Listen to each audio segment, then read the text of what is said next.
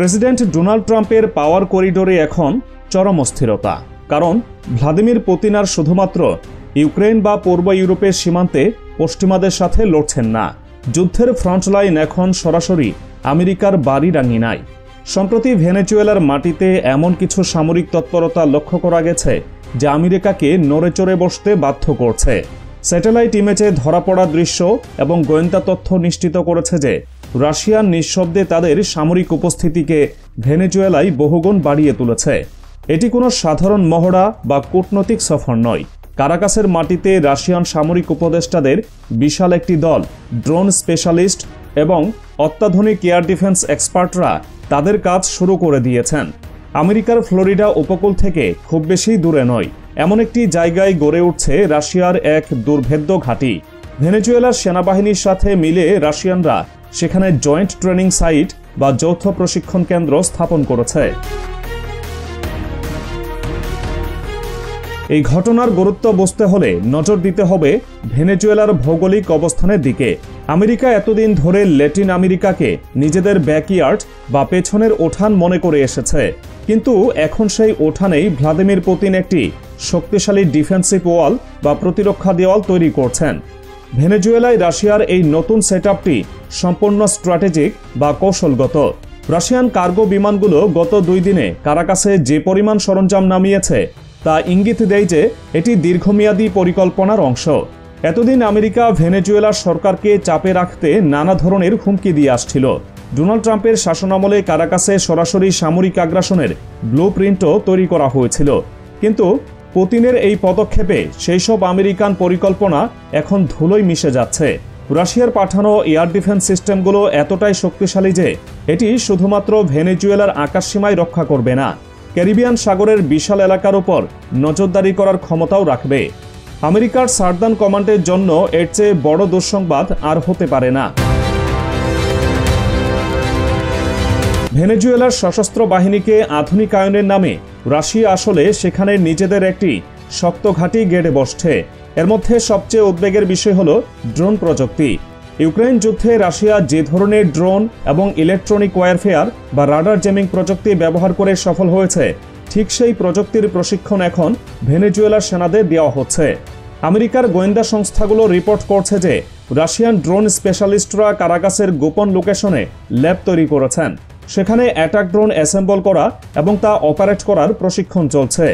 ভেনেজুয়েলার হাতে যদি পর্যাপ্ত পরিমাণে রাশিয়ান ল্যান্ডসেট বা ওরিয়ন ক্লাসের ড্রোন চলে আসে, তবে কলম্বিয়া সীমান্তে আমেরিকার প্রক্সি বা ভাড়াটে বাহিনীগুলো আর টিকতে পারবে না।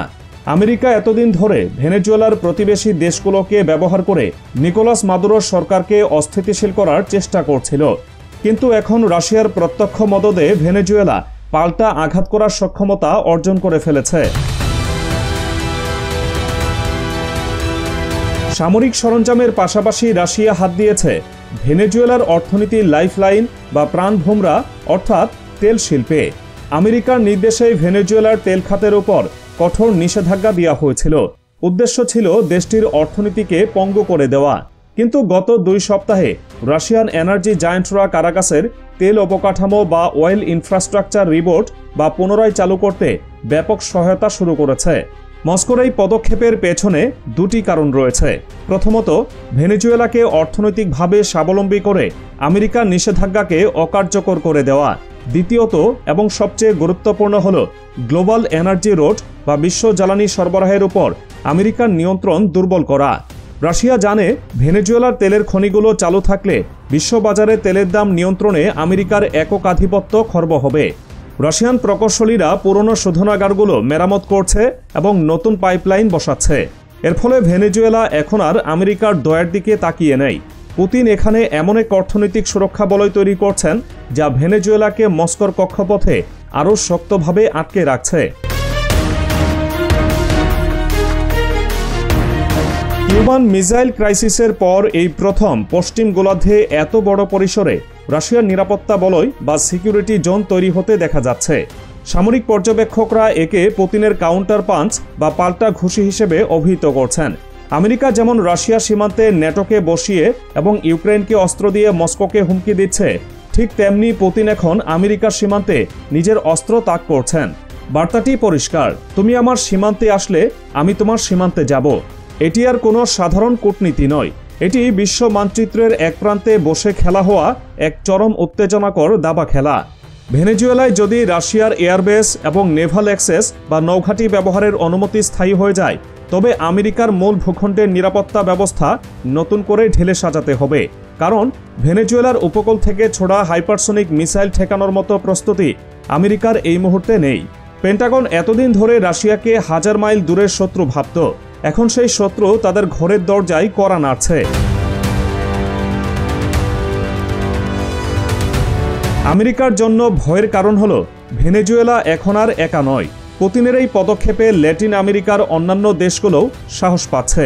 রাশিয়ার এই উপস্থিতি যদি আরও প্রসারিত হয়, যেমন মিসাইল সিস্টেমের স্থায়ী মোতায়েন বা পারমাণবিক সাবমেরিনের আনাগোনা শুরু হয়, তবে তা হবে গত কয়েক দশকের মধ্যে আমেরিকার জন্য সবচেয়ে বড় সামরিক চ্যালেঞ্জ। ভেনেজুয়েলাকে একটি স্থায়ী আউটপোস্ট বা ঘাঁটিতে রূপান্তর করার মাধ্যমে রাশিয়া প্রমাণ করছে যে তারা আমেরিকার চোখ রাঙানিকে তোয়াক্কা করে না। ডোনাল্ড ট্রাম্প বা জো বাইডেন যেই ক্ষমতায় থাকুক না কেন, ভেনেজুয়েলার এই নতুন সামরিক শক্তি তাদের রাতের ঘুম হারাম করে দেবে। এতদিন আমেরিকা বিশ্বজুড়ে পলিসিগিরি করেছে, কিন্তু এখন তাদের নিজেদের এলাকা সামলাতেই হিমশিম খেতে হচ্ছে। রাশিয়ান রাডারগুলো এখন ফ্লোরিডা এবং টেক্সাসের আকাশসীমার মুভমেন্ট ট্র্যাক করতে সক্ষম। এটি আমেরিকার সার্বভৌমত্বের জন্য সরাসরি হুমকি, যা তারা এতদিন অন্য দেশের উপর চাপিয়ে এসেছে। রাশিয়ার এই পদক্ষেপ প্রমাণ করে যে ভেনেজুয়েলার বর্তমান সরকার এবং প্রেসিডেন্ট নিকোলাস মাদুরো তাদের পূর্ণ সমর্থনে রয়েছে।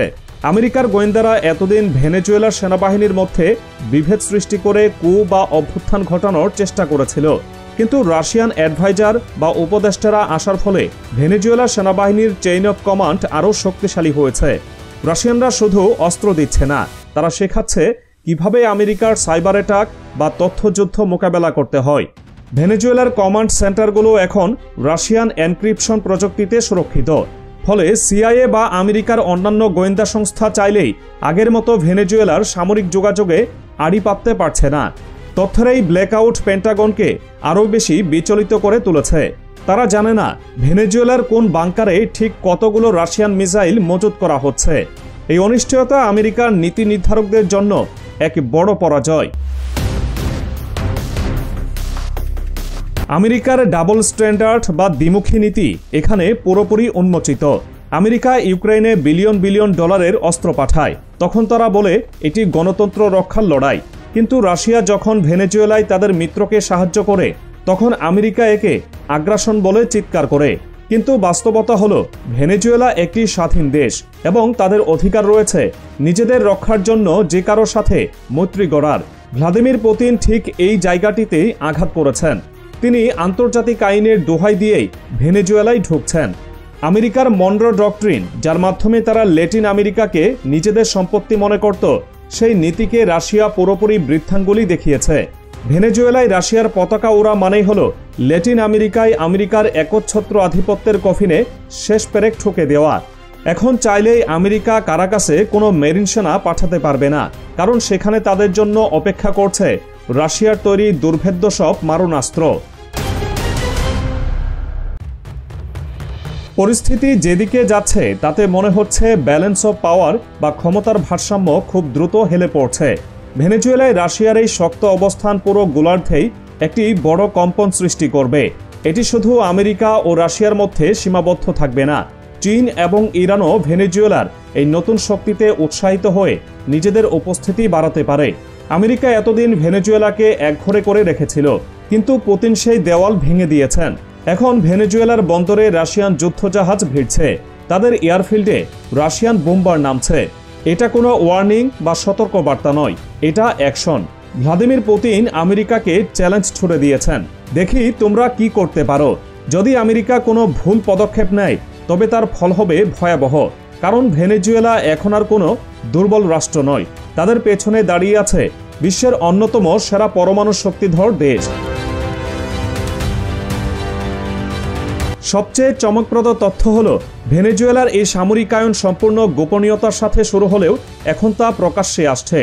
রাশিয়ান স্পেশাল ফোর্সের সদস্যরা ভেনেজুয়েলার জঙ্গল ওয়ারফেয়ার বা জঙ্গল যুদ্ধের প্রশিক্ষণ নিচ্ছে এবং একই সাথে ভেনেজুয়েলার সেনাদের শেখাচ্ছে কিভাবে আরবান ওয়ারফেয়ার বা নগর যুদ্ধে প্রতিরোধ গড়তে হয়। আমেরিকার সম্ভাব্য আগ্রাসনের কথা মাথায় রেখেই এই প্রস্তুতি। ডোনাল্ড ট্রাম্প তার আগের মেয়াদেও একাধিকবার ভেনেজুয়েলায় সেনা পাঠানোর হুমকি দিয়েছিলেন। রিপাবলিকান বা ডেমোক্রেট যারাই ক্ষমতায় আসুক তারা জানে ভেনেজুয়েলা দখল করা এখন অসম্ভব, কারণ রাশিয়ার S-300 বা S-400-এর মতো সিস্টেমগুলো যদি সেখানে সক্রিয় থাকে তবে আমেরিকার ফাইটার জেটগুলো কারাকাসের আকাশে ঢোকার আগেই ধ্বংস হয়ে যাবে। এটি ভিয়েতনাম বা আফগানিস্তানের চেয়েও জটিল এক ফাঁদ, যা পুতিন খুব যত্ন করে তৈরি করেছেন।